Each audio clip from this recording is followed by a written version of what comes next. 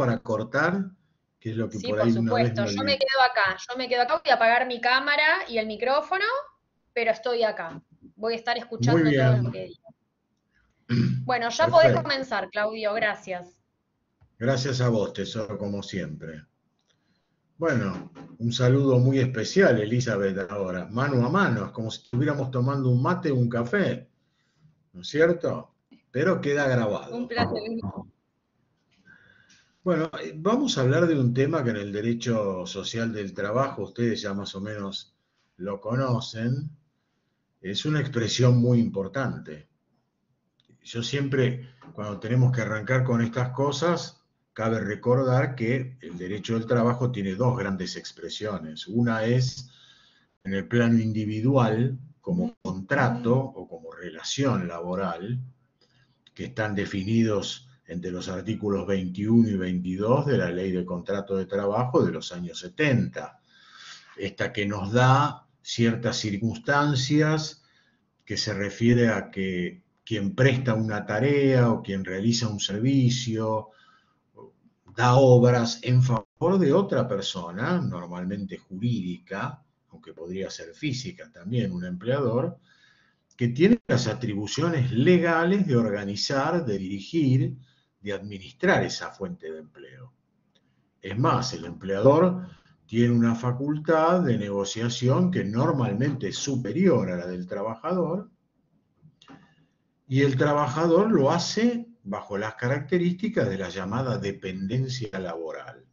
Una dependencia que en el derecho individual se transforma en algo técnico, en algo jurídico y en algo económico. Esto ustedes lo han visto en la primera parte, pero como estamos a veces yendo y viniendo desde un programa que puede tener cosas de individual y cosas de colectivo, yo siempre creo que es importante recordar. Cuando nos preguntan el derecho del trabajo, ¿implica en ese vínculo entre un empleador y un trabajador un contrato? La respuesta es sí, es un contrato, porque requiere como fuente principal tener la autonomía de la voluntad de las partes y la conformidad. Ahora, la distinción con otro tipo de contratos es cuando hablamos de independencia o autonomía de un trabajador. ¿Por qué? Porque es un contrato, sí, pero desnivelado, asimétrico. No es como en el derecho civil o en el derecho comercial que hay una igualdad entre las partes. Acá el poder de negociación es claramente mayor por parte de un empleador. Con lo cual, por eso es que el derecho social del trabajo se ha construido y sigue creciendo en base a normas, a regulaciones, a reglamentaciones, a doctrinas, a fallos de los jueces que han formado un criterio en relación a lo que se llama el principio del orden público laboral. Es decir, es un contrato, pero hay un sector, que son los trabajadores, que es más vulnerable que el empleador, que tiene menor capacidad de negociación y que por ende requiere de una prestación o de una protección, de una tutela especial. ¿Y esto de dónde viene? Si la pregunta fuera en un parcial, en un examen, en un trabajo práctico, ¿cuál es la fuente principal de todo esto? Bueno, la respuesta es la Constitución Nacional, lo que se denomina nacional e internacionalmente el constitucionalismo social. Y si uno tuviera que elegir un artículo de la Constitución que trate especialmente esta cuestión, si bien son varios, es el 14 bis, después de la reforma del año 1957. ¿Qué quiere decir?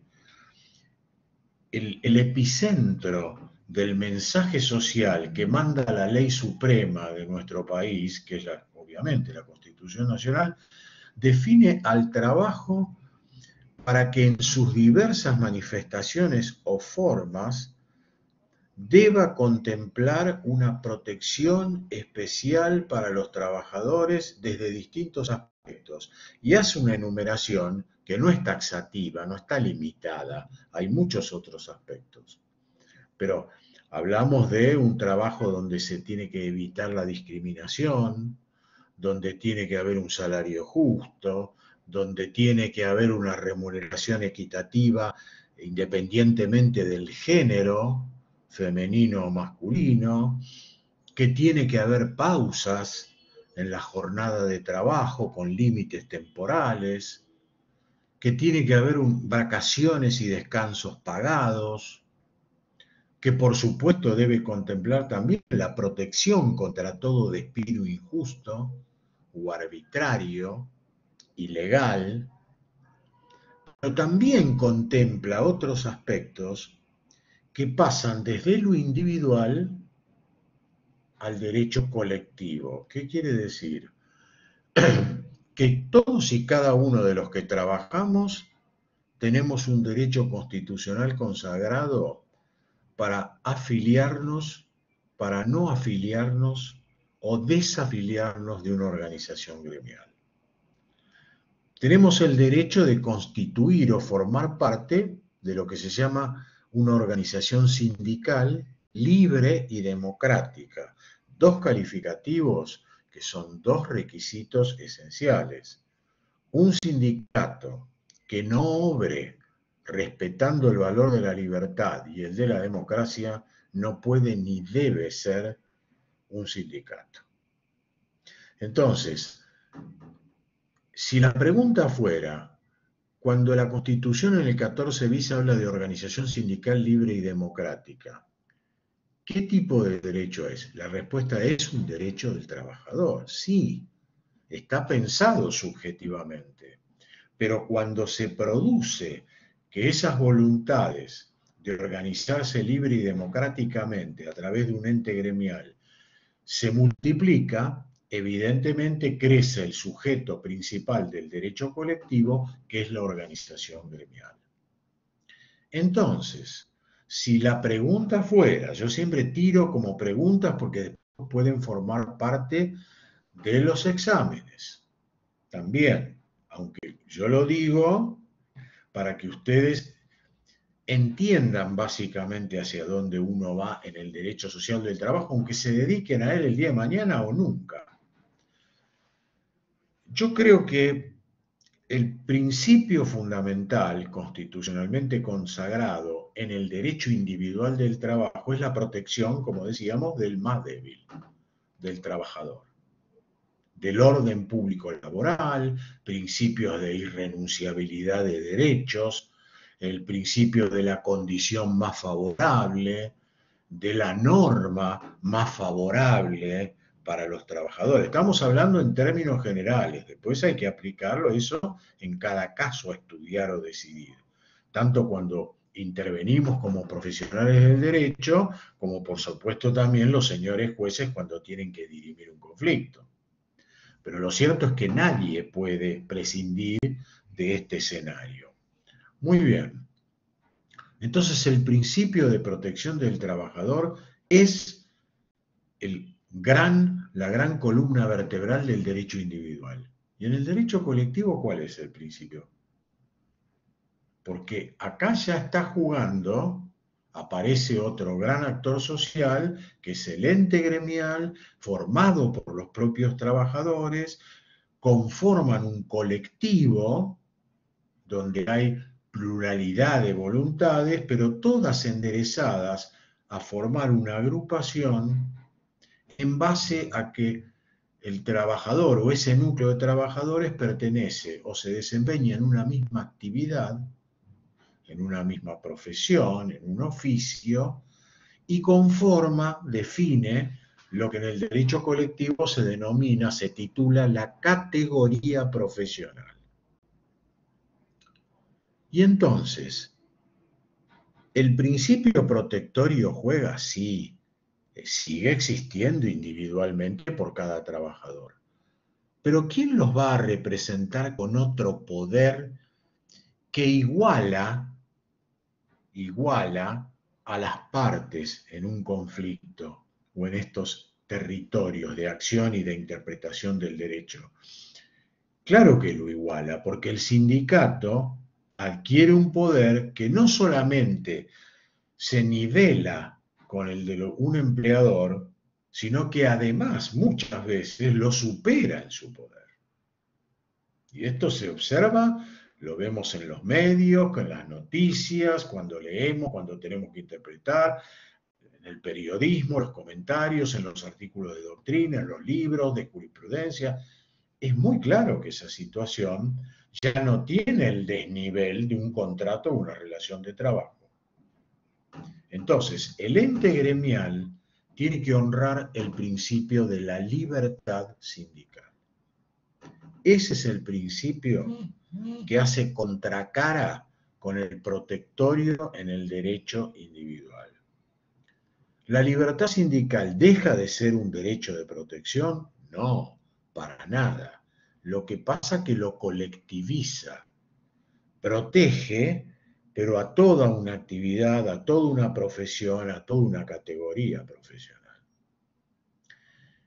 Y eso también tiene un asidero directo en la Constitución Nacional, porque el 14 bis, por ejemplo, le da una estabilidad especial a los dirigentes sindicales, a los representantes sindicales.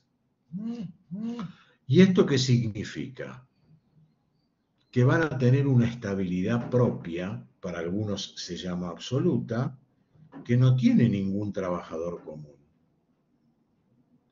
significando darles esa estabilidad, esa permanencia, mientras dure todo su mandato sindical y hasta un año más después que terminaron el mandato gremial. ¿Y para qué se da eso? ¿Qué justificativo se encuentra desde la Carta Magna para entender esta temática? Bueno, se llama la libertad sindical volcada a través de la tutela sindical, porque los dirigentes sindicales tienen el derecho, pero también la responsabilidad inalienable de defender a cada trabajador de ese núcleo. Por lo tanto, tienen una responsabilidad social que debe ser tutelada a través de determinadas prerrogativas jurídicas. Si bien es un tema específico, quizás, si Dios quiere, el lunes que viene, que tendremos otra sincrónica a la misma hora, vamos a tocar puntos más especiales como el de la tutela sindical, que está configurada especialmente en el artículo 52 de nuestra ley sindical, llamado Modelo Sindical Argentino, el último, que fue sancionado en abril de 1988 y es la ley 23.551, que tiene un decreto reglamentario de la misma fecha, del mismo mes y año, que es el 467. Estas son dos normas que uno siempre les recomienda a ustedes que la lean. Cuando tengan que estudiar estas cuestiones, no solamente para aprobar la materia, sino para entender frente a qué expresión de la disciplina jurídica estamos, estas son las dos normas esenciales del derecho colectivo, normas internas. Nosotros tenemos una historia en la Argentina que viene desde los años 40. Si uno tuviera que meterse en el desenvolvimiento del llamado modelo sindical argentino o la legislación en el derecho colectivo, bueno, por ejemplo, hay un decreto, hubo, el 23.852 del año 45, donde se empezó con estos parámetros. Y después seguimos en los años 50 con la ley 14.455, en el año 58, después en los 70, la 20.615 en el 73, después se llega al 79 con la 22.105, hasta que en el 88, y yo lo recuerdo, ya somos hombres grandes, era un abogado muy joven, pero más de una vez lo comparto con ustedes, me tocó intervenir en un equipo de asesores. En los años, estoy hablando 86, 87, cuando se debatió esta última legislación, la 23551, que configuró un gran pacto en el Congreso Nacional, muy interesante leer los debates parlamentarios de aquella época, que se consiguió finalmente el objetivo de derogar la ley 2205 de los gobiernos de facto de aquella época, del año 79, y se logró esta. Si ustedes se fijan lo que dice el artículo primero de la 23555, lo vamos a compartir, Elizabeth, habla de la libertad sindical será garantizada por todas las normas que se refieren a la organización y acción de las asociaciones sindicales. Ahí, en esa presentación en sociedad, lo primero que se fijó es, este es el principio. Y es el principio que deben respetar los grandes actores sociales. Porque, ojo, la libertad sindical no es un derecho exclusivo y excluyente de los sindicatos del trabajo.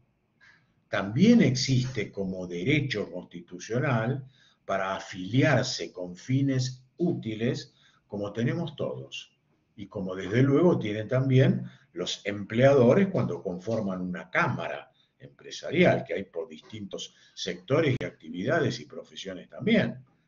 Sino cómo se hace una paritaria, por ejemplo. ¿Cómo se llega a una negociación colectiva? ¿Con un solo grupo? No. Se necesitan ambos. Y después hay todos procedimientos especiales que hacen a una de las grandes expresiones de la libertad sindical, que es precisamente negociar colectivamente. Y ese es otro epicentro del derecho colectivo del trabajo. Segundo tema, el artículo 3 de la 23, siempre estamos hablando de la 23551, nos dice literalmente, entiéndese por interés de los trabajadores, estamos hablando el derecho de afiliación, el derecho de conformación de un sindicato y cómo ejerzo esos derechos dentro de este movimiento. Cuando uno habla o lee en los diarios o en los medios, el movimiento obrero, ¿cuál es el criterio? ¿Cuáles debieran ser las pautas que los rigen? Que a su vez se derraman dentro de toda una sociedad. Hoy en día, no siempre, históricamente, se hace una huelga. ¿Es un derecho constitucional? Sí. ¿Un derecho que tienen las organizaciones sindicales? Sí. ¿Con la conformidad de los trabajadores? Necesariamente, sí. Pero es un derecho que, como cualquier otro, no puede ser absoluto.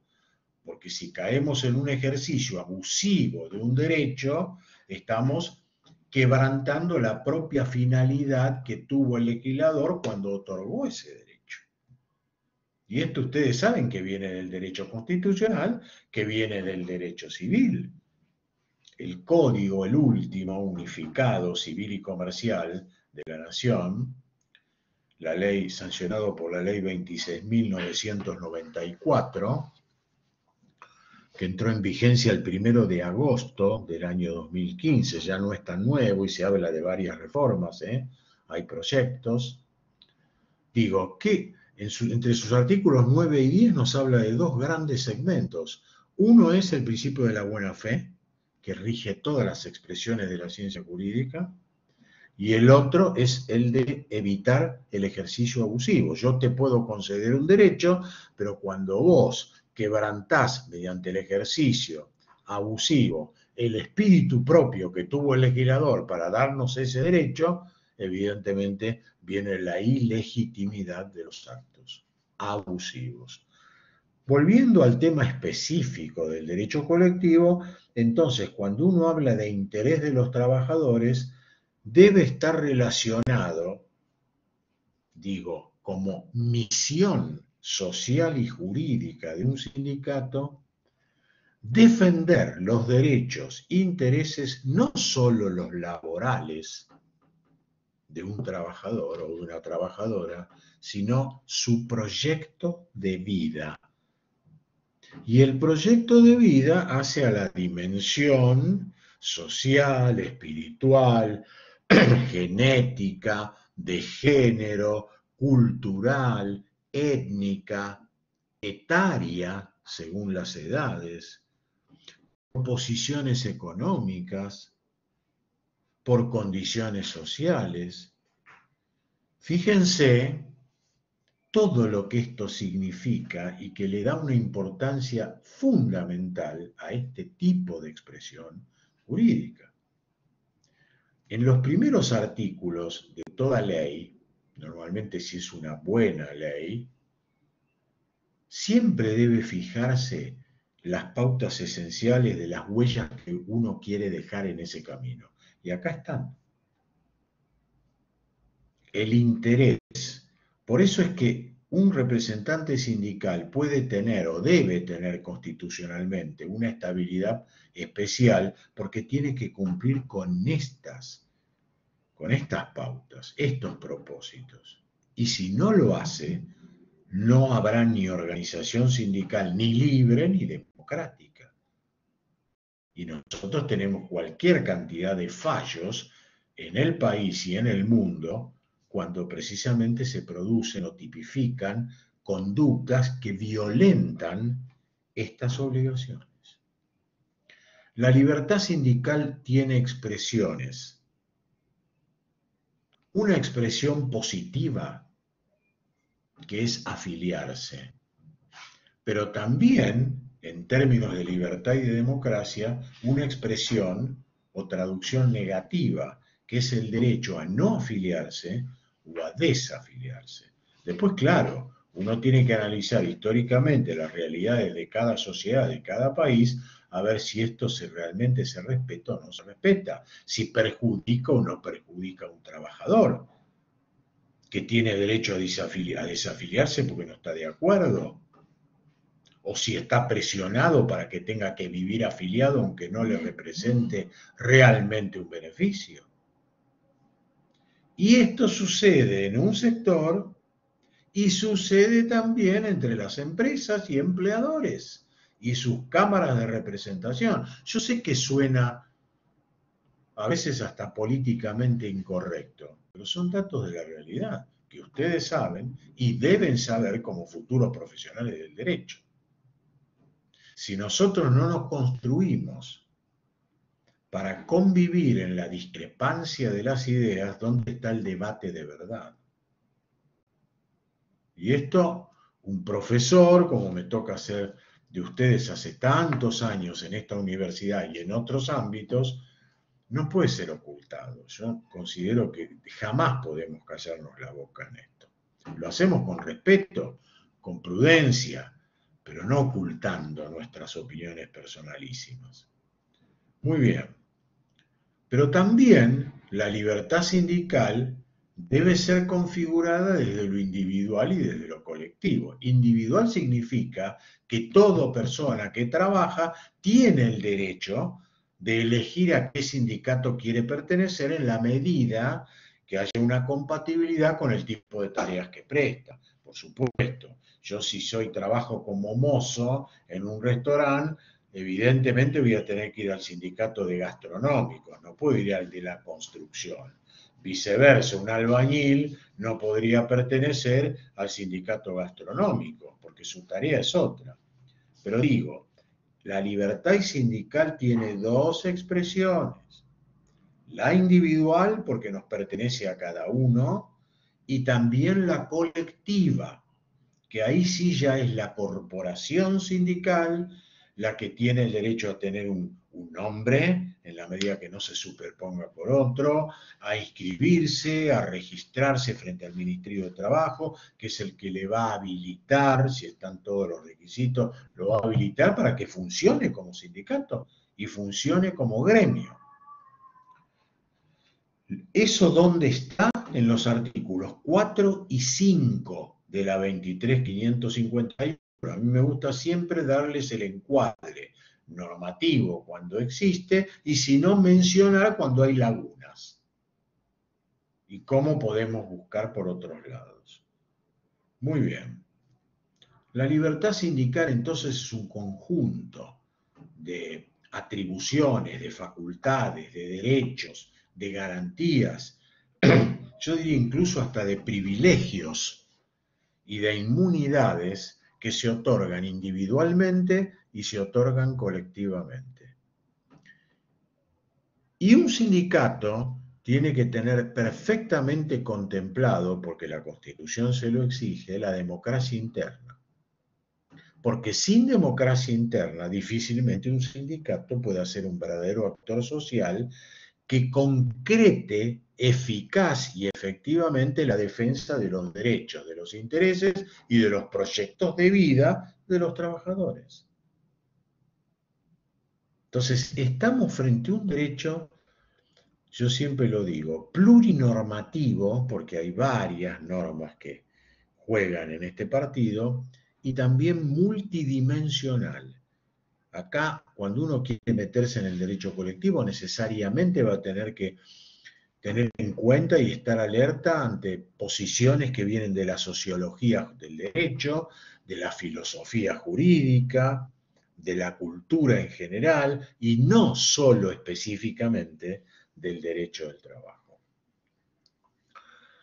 Este modelo sindical argentino, la 23551, como les decía, como te decía, fue producto de un pacto político histórico en los 80, que para mí fue un ejemplo, y no porque yo haya sido testigo o quiera ser autorreferencial o me tocó colaborar en algunos aspectos, sino porque uno aprendió mucho de la vida, qué tipo de disputas había, que siguen estando, pero la importancia del diálogo, del debate y de buscar la paz social como la pide el preámbulo de la Constitución.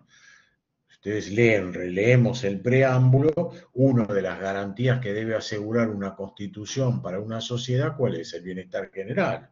El bienestar general se logra con desarrollo económico, pero un desarrollo económico también con justicia social.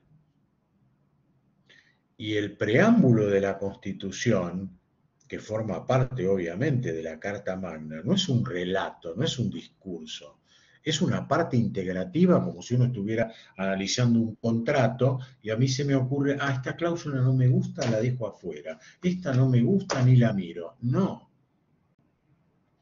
integra las mandas de la Constitución Nacional. Y esa Constitución, a partir de la reforma del año 94, es evidente que se enriqueció con el derecho, digamos, extranjero, con la construcción de las fuentes internacionales. Si nosotros tenemos que hacer un punto, por ejemplo, de análisis específico, vamos al 75, inciso 22 de la Carta Magna. ¿Y qué nos tira ahí? Un listado, tampoco es taxativo, de fuentes internacionales a través de tratados, de pactos, de declaraciones, de convenios, de recomendaciones, que vamos a ver, ya lo venimos haciendo en nuestra cátedra, porque creemos que es elemental que ustedes se metan en esa importancia del derecho internacional y de las fuentes que vienen de afuera.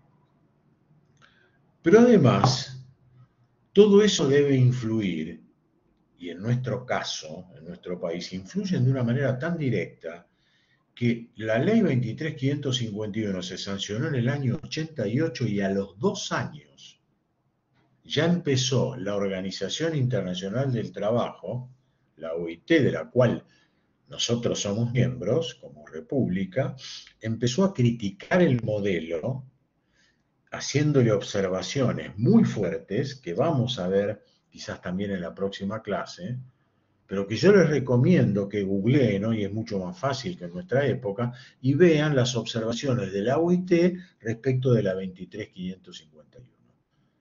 Y es por ese motivo que la ley 23.551 ya ha sido objeto en varias de sus normas de declaración de inconstitucionalidad hasta por la propia Corte Suprema como el Tribunal Superior de la Justicia Argentina. Y no son datos menores, porque estas fuentes internacionales vienen a nuestro país como Estado miembro, y por supuesto a todos los demás que son Estados miembros de la Organización Internacional, con aplicación obligatoria. Cuando la OIT dicta un convenio o una recomendación en esta materia laboral, inmediatamente el Estado miembro de la OIT que ratificó ese convenio o esa recomendación no puede después hacer lo que quiere, ni aplicarlo parcialmente como me guste, ni nos permite a los abogados desconocerlos y tener que usarlos cuando estamos litigando o cuando hacemos una expresión de agravios o cuando expedimos una consulta, un dictamen, cuando nos preguntan y nosotros escribimos para, si Dios quiere, para cobrar un honorario digno. Bueno, esta normativa está siempre en nuestra vigencia, en nuestra mirada. Y hay un tema más que tiene que ver con la influencia y la obligación para jueces, para abogados y para la ciudadanía en general, del derecho social individual y colectivo del trabajo constitucionalizado. Porque esto a veces no se habla con la profundidad que debiéramos.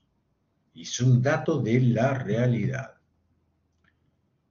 Algunos sectores pensaban y siguen pretendiendo sostener acerca de cierta lejanía entre los convenios, recomendaciones o las fuentes internacionales con el derecho vernáculo, como si vinieran en el caso de la OIT de elaboraciones de una élite en Ginebra, Suiza.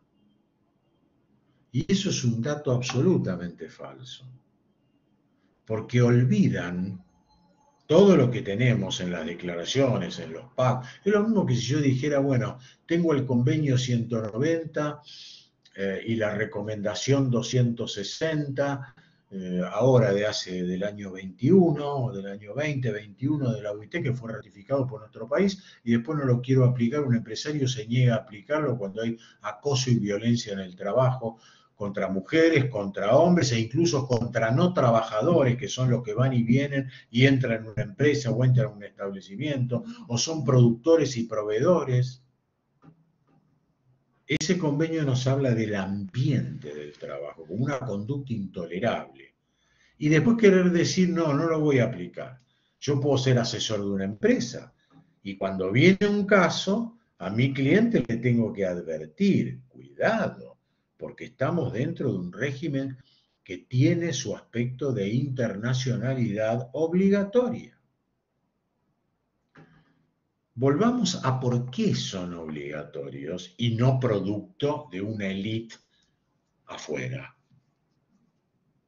Porque la OIT es un organismo tripartito que fue creado en el marco del Tratado de Versalles en 1919, donde se generan los principios de la libertad sindical y de la protección del más vulnerable, o sea, el trabajador. Y esos principios de tripartismo necesariamente implican que hemos llegado a un convenio, una recomendación con la intervención de todos. Los estados, pero también los actores sociales, los que representan al sector trabajador y los que representan al sector empleador. Los tres. Existe un convenio especial que es el 144 de los años 70, creo que es el 78, donde está claramente determinada esta cuestión. También es bueno, si se da, tener que leerlo un poco y sobre todo cuando ejercemos la profesión y nos consultan. No solamente litigando, porque nuestra profesión no empieza y termina en el litigio, como algunos nos quieren hacer creer. En realidad, los derechos y deberes que tenemos los profesionales del derecho es mucho más amplio que eso, que un litigio o que un proceso o que un trámite administrativo. Es mucho más que eso. Y cuando nosotros compartimos estas cosas con colegas o con alumnos y que debemos siempre evocar estas cuestiones. Bueno, muy bien. ¿Por qué hay tripartismo? Porque si uno mira cómo se genera la actividad normativa en materia sindical y en materia del derecho individual del trabajo, y se llega al gran rango del instrumento internacional, que después viene y se aplica obligatoriamente en las condiciones de su vigencia en nuestro país, es porque hay tres grandes escalas de cómo se trabaja eso para llegar al epílogo instrumental. Primero tenemos una oficina técnica internacional en la OIT que hace toda una selección de los temas que le van llegando desde los distintos países, sus preocupaciones, la tipología de sus conflictos, las discusiones entre trabajadores, problemas de las puertas de un sindicato o de una representación empresarial para afuera, pero también para adentro. ¿Existe en este sindicato una debida aprobación de este ejercicio del derecho de huelga?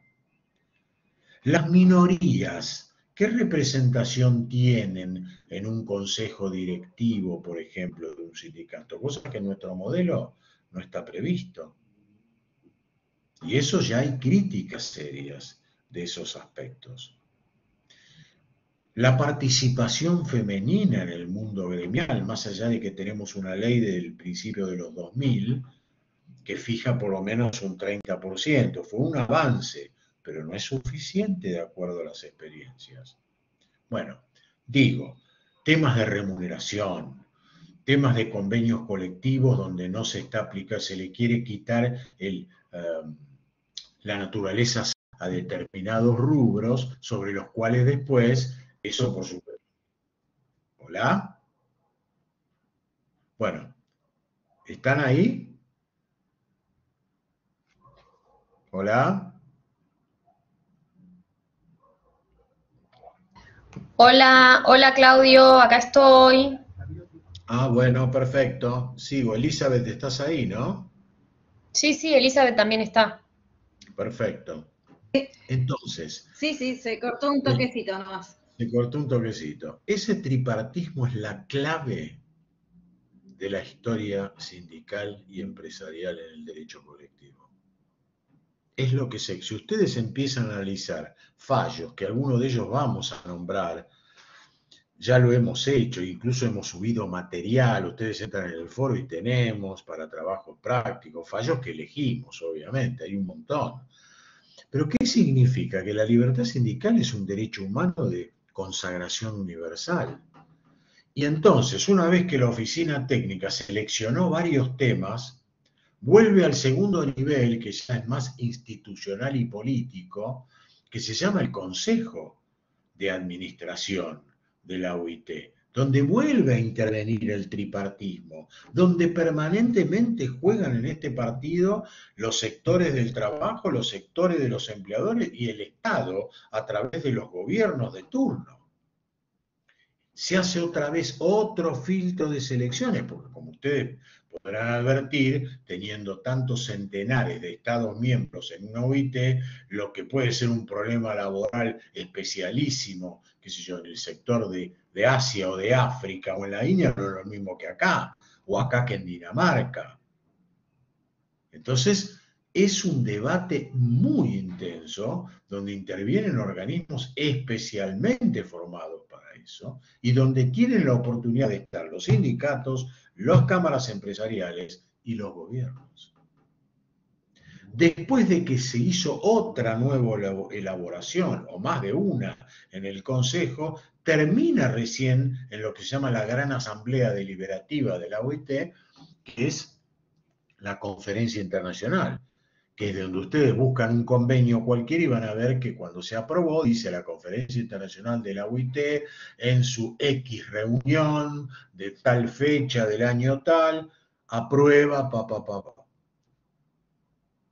Entonces, cabe preguntarse, ¿puede seguir sosteniéndose esto de la lejanía como para poder esquivar la obligatoriedad de un convenio y una reglamentación dentro de un Estado miembro que la ratificó? absolutamente falso, porque nos dieron todas las oportunidades operativas y funcionales a cada gobierno, a cada sector sindical y a cada sector empresarial. Quiere decir que si hemos llegado a un convenio y después nos queremos quejar, o estamos incurriendo en una hipocresía fáctica y jurídica, social, o directamente en la negligencia total, porque no participamos cuando debíamos hacerlo. ¿Y ustedes creen que esto no sucede muchas veces en la Argentina y en otros países? Bueno, entonces, cuidado con estos temas del derecho. Yo siempre digo que cuanto más alejado esté el derecho de las necesidades de una población o de grandes sectores sociales, más probable es que deje de ser derecho y se transforme en una mera retórica, porque no nos puede traer soluciones reales. Algunos dirán, ¿pero qué está hablando de temas que no son jurídicos? No, por favor, son jurídicos. Porque esa efectividad o eficacia de una norma jurídica tiene que ver con el grado de acatamiento de una sociedad y con el grado de respeto que le den los señores jueces dentro de la solución de un conflicto. Porque cuando se resuelve un conflicto entre partes, normalmente la sentencia se compone también no solamente de lo que se llama la ratio decidendi, o sea, el tema que estamos discutiendo. Me vienen a reclamar los trabajadores, un representante sindical que lo despidieron sin haber hecho una acción previa de exclusión o desafuero que se llama la exclusión por la tutela sindical. O viene un grupo de trabajadores y está reclamando falta de pago de salarios. No queda solamente ahí, porque el tema se colectiviza dentro de la dimensión social y el interés público que tienen estos asuntos. Entonces, la ratio decidendi se debe complementar en una sentencia, y guarda con estas cosas, con lo que se llama el obiter dictum. En toda sentencia, bueno, no digo en toda, pero en muchas, cuando uno las lee, tenemos que aprender siempre, para ser mejores profesionales del derecho, a leer mucha jurisprudencia en distintos temas, buscarla. Hoy es fácil encontrarla, bajarla, pero tenemos que aprender la hermenéutica, como se llama, o sea, interpretar esos fallos, porque una de las grandes condiciones para que podamos aspirar a crecer como profesionales del derecho y tener un poco más de éxito, que es saber pronosticar cómo puede terminar este caso donde me tocó intervenir. Y para pronosticar más y mejor, yo tengo que saber buena jurisprudencia. ¿Qué es lo que hacemos nosotros desde la cátedra? Insistimos y compartimos con ustedes fallos. Y también los escuchamos, que nos escriban, para nosotros estar a disposición de ustedes desde la cátedra. Incluso después para hacer trabajos prácticos. Entonces, esta es la libertad sindical. El enriquecimiento indispensable por parte de las fuentes internacionales, la obligatoriedad de los convenios y las recomendaciones, de las opiniones consultivas, por ejemplo, que hace en nuestra región la Corte Interamericana de Derechos Humanos, cuando le proviene desde la Comisión Interamericana, recibe las quejas y lo manda a resolverse en un conflicto para darle solución justiciable. O sea, hablamos de todas las fuentes internacionales para entender el derecho del trabajo. Faltan pocos minutos, ya estamos terminando. Para la del lunes que viene vamos a hablar especialmente de los convenios que en materia de derecho del trabajo y de la libertad sindical aplicada tienen una gran incidencia. Y ya anuncio cuáles son, básicamente. El convenio 87 de 1948, siempre de la OIT hablamos, y al año siguiente, en 1949, el convenio 98. Tienen más de 70 años. Y uno es la libertad sindical en cuanto a la aplicación del derecho de sindicalizarse, que en nuestro modelo lo tenemos en aspectos, como dijimos, positivo o negativo, y el otro, el 98, nos habla específicamente de la libertad sindical, pero a través del componente esencial de la negociación colectiva. Y acá hay un tema fundamental, porque en la negociación colectiva es donde se gesta, o debiera gestarse, soluciones para la problemática de los actores sociales. Y especialmente cuando estamos en crisis macro y microeconómica como la actual, que no es la única. Para los que somos grandecitos y tenemos memoria, o nos gusta leer un poco la historia, la Argentina lamentablemente repite y recicla estas cuestiones. Y ahora agravadas, lógicamente, por la situación de pandemia. Eso no se puede dejar de advertir y de reconocer. Y acá el tema del derecho colectivo crece, porque el derecho colectivo es el derecho de la democracia y es la matriz del contrato y de la relación del trabajo. ¿Por qué? Porque en una negociación colectiva, ¿cuál es el producto final exitoso? El producto final exitoso, sea que se haga uno nuevo o se reforme el que estaba en vigencia, es el convenio colectivo. Y el convenio colectivo es el que, una vez que está homologado por el Estado, en nuestro caso por el Ministerio de Trabajo, directamente se derrama sobre cada contrato individual. Cuando uno tiene una consulta, por ejemplo, que le vienen a hacer un trabajador o un grupo de trabajadores o un empleador para ver qué es lo que tiene que hacer, doctora, doctor, me dice, qué sé yo, no es solamente las normas de la LST o las normas laborales, no. Hay que ir al convenio colectivo que se aplica en esa actividad, que a veces no es uno solo, sino que son varios, por distintas especialidades, a veces se superponen. Entonces tenemos que estudiar bien los convenios colectivos para orientarnos y poder hacer pronósticos y ser más exactos cuando proporcionamos nuestro servicio técnico, jurídico. Vamos a ver el tema de la negociación colectiva como una de las grandes expresiones, yo diría la medular del derecho al trabajo, porque ahí es donde uno va y discute entre los grandes sectores. Y vamos a ir específicamente a un artículo que es el 31 del modelo, de la ley 23.551, y vamos a ver en sus incisos, o en algunos de ellos, cuál es el propósito que hay en una comisión colectiva, en una negociación colectiva, llamada, digamos, en los medios en general, la paritaria. La paritaria en realidad queda resumida más a los aspectos específicamente salariales por las urgencias, pero nosotros tenemos que discutir muchas más cosas en una negociación. ¿Cómo se genera el empleo? ¿Qué tipo de normas yo debiera aplicar o modernizar de los años 70 en la actualidad? ¿No estamos frente a otras generaciones? ¿Qué es el teletrabajo ahora y el trabajo remoto? ¿Es lo mismo que el presencial? ¿Pueden existir las mismas condiciones, caracteres? ¿Tan difícil? Claro. ¿Y qué creemos? ¿Que todo eso está fuera de lo que debemos enseñar nosotros? No, absolutamente. Bueno, llegamos a las 4 de la tarde Yo prácticamente. pienso en el tema Sí. de la pandemia, ¿no?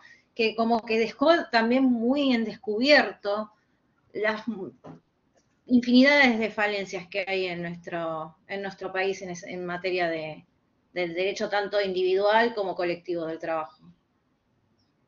Coincido Y bueno, plenamente. con respecto a la libertad sindical, algo que usted comentaba con respecto a los fallos, concuerdo plenamente, pues también como para también entender cómo actúa la ley en función en la realidad, aplicada a la realidad, y también como usted expresó, con el tema de los pronósticos, cómo terminaría el caso en concreto que se está analizando. Yo pienso así que hay mucho que trabajar, muchísimo que trabajar todavía para que siga evolucionando. Sí, claro que sí. Yo creo que es nuestra misión, Elizabeth. Bueno, te agradezco la intervención. Tenemos, como siempre, el foro abierto para las consultas de ustedes y demás. Y veremos, porque yo creo que hoy en día la educación y dentro de ella la jurídica son esenciales, justamente para hacer o intentar hacer lo que vos acabás de mencionar, que son cambios positivos frente a las necesidades de la población. Así que, bueno, nos vamos a encontrar, Dios mediante, el lunes que viene, el 14 nuevamente. Los esperamos. Bueno, muchas gracias, Claudio, muchas gracias, Elizabeth. Voy a detener la grabación entonces. Gracias.